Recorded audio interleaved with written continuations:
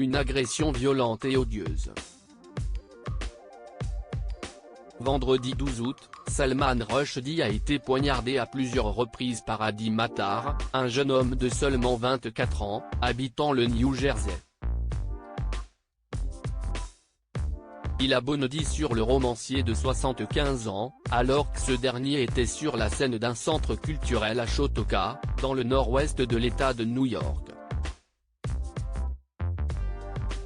Depuis, l'écrivain est dans un état grave après avoir été opéré en urgence. Depuis les années 1980, il vivait sous le coup de menaces de mort en raison de la publication de son célèbre ouvrage, Les versets sataniques.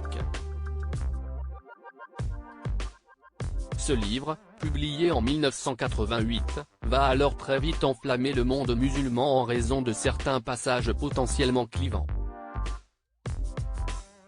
Les plus rigoristes des pays musulmans, à commencer par l'Iran, considèrent le livre comme blasphématoire du point de vue de l'islam.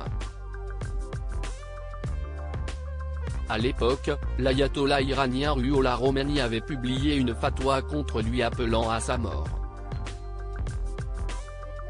Une obscure fondation iranienne religieuse a mis sa tête à prix contre 3,3 millions de dollars.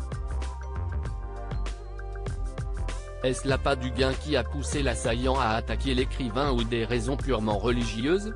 Pour l'heure, le jeune homme a été arrêté par la police et va être interrogé sur ses motivations.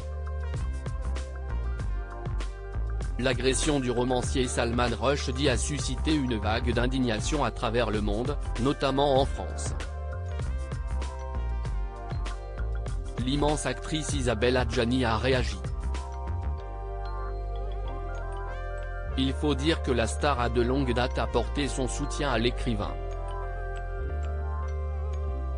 En 1989, alors qu'il devait vivre à moitié caché et sous protection, elle était montée sur la scène des Césars, alors qu'elle recevait un nouveau prix comme meilleure actrice pour Camille Claudel, et avait commencé à lire un extrait des versets sataniques.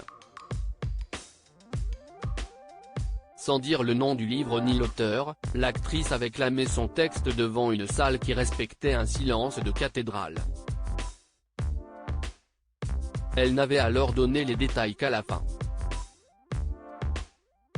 Une sorte de manière de concrétiser publiquement son soutien et de prouver qu'il n'y avait rien de blasphématoire.